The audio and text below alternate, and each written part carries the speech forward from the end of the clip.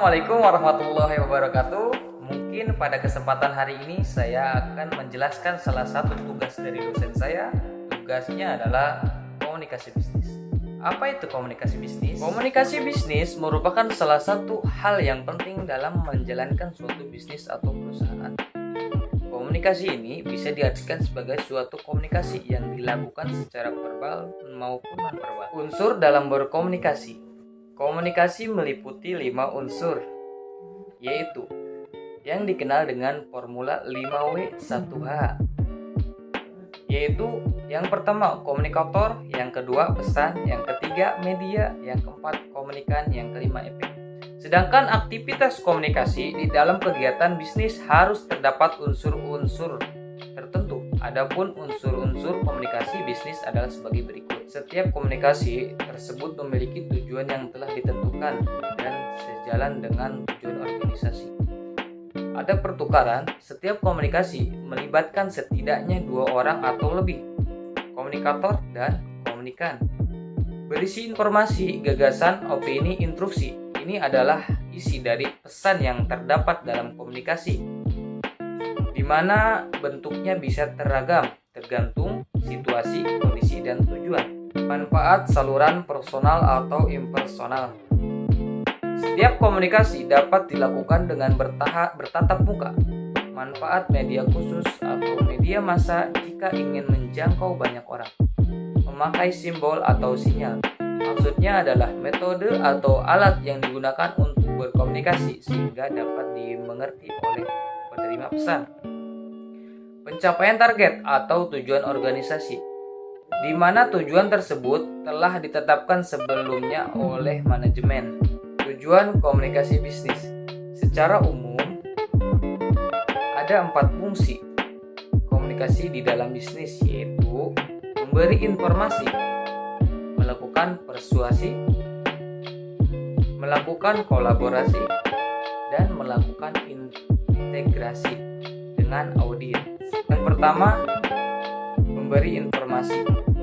Tujuan pertama dalam komunikasi bisnis adalah memberikan informasi yang berkaitan dengan dunia bisnis kepada pihak lain. Contohnya sebagai berikut.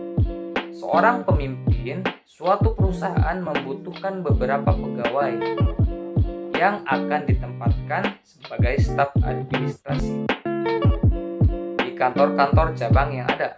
Untuk memperoleh pegawai yang diharapkan, ia dapat memasang iklan lowongan kerja melalui media surat, kabar, majalah, radio. Yang kedua, melakukan persuasi. Dari sebuah komunikasi bisnis adalah melakukan persuasi kepada pihak lain agar apa yang disampaikan dapat dipahami oleh audiens dengan baik dan benar. Hal ini sering dilakukan terutama yang berkaitan dengan negosiasi antara seseorang dengan orang lain. Yang ketiga, melakukan kolaborasi. Tujuan ketiga dalam komunikasi bisnis adalah melakukan kolaborasi atau kerjasama bisnis antara seseorang dengan orang lain.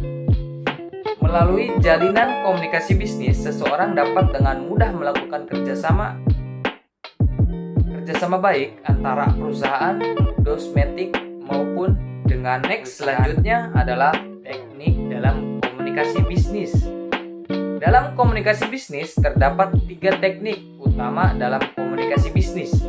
Perpaduan dari ketiga teknik tersebut akan membuat setiap orang dapat menangkap dan memahami pesan yang kamu sampaikan dengan jelas. Berikut 3 tipe teknik tersebut. Selanjutnya, komunikasi dari bawahan ke atasan.